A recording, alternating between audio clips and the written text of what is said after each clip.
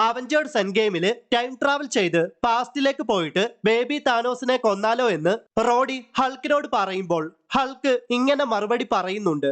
Why don't we just find baby Thanos, and First of all, that's horrible. it's Thanos. And secondly, time doesn't work that way. If you travel to the past, that past becomes your future.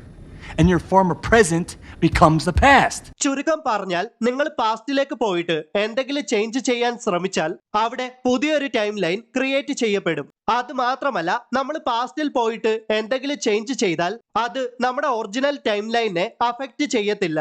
അത് affect ചെയ്യുന്നത് ആ പുതിയ time ലൈനെ ആയിരിക്കും. അപ്പോൾ Avengers time travel ചെയ്ത് പാസ്റ്റിലേക്ക് പോയിട്ട് infinity stones collect ചെയ്യുമ്പോൾ ആ സമയത്ത് അവിടെ പുതിയൊരു ടൈം ലൈൻ ക്രിയേറ്റ് ചെയ്യപ്പെടില്ലേ എന്ന് ഒരു ചോദ്യം വന്നേക്കാം. ഉറപ്പായും അവിടെ പുതിയൊരു ബ്രാഞ്ചഡ് ടൈം ലൈന് ക്രിയേറ്റ് ചെയ്യപ്പെടും. സോ അതുകൊണ്ടാണ് എവിടെ നിന്നാണോ ഇൻഫിനിറ്റി സ്റ്റോൺസ് കളക്ട് ചെയ്തത്, ഏത് സമയത്താണോ ഇൻഫിനിറ്റി സ്റ്റോൺസ് കളക്ട് ചെയ്തത്, ആ എക്സാക്ട് ടൈമില് എക്സാക്ട് ലൊക്കേഷനിൽ ആ ഇൻഫിനിറ്റി സ്റ്റോൺസ് തിരികെ കൊണ്ടുവെക്കാൻ സ്റ്റീവ് റോജേഴ്സ് അഥവാ ക്യാപ്റ്റൻ അമേരിക്ക പാസ്റ്റിലേക്ക് പോകുന്നത്. അത് മാത്രമല്ല, ഈ കാരണത്താലാണ് TVA അവഞ്ചേഴ്സിന്റെ ടൈം ട്രാവൽ ടൈമില് അവരെ ഇന്റർഫിയർ ചെയ്യാഞ്ഞത്.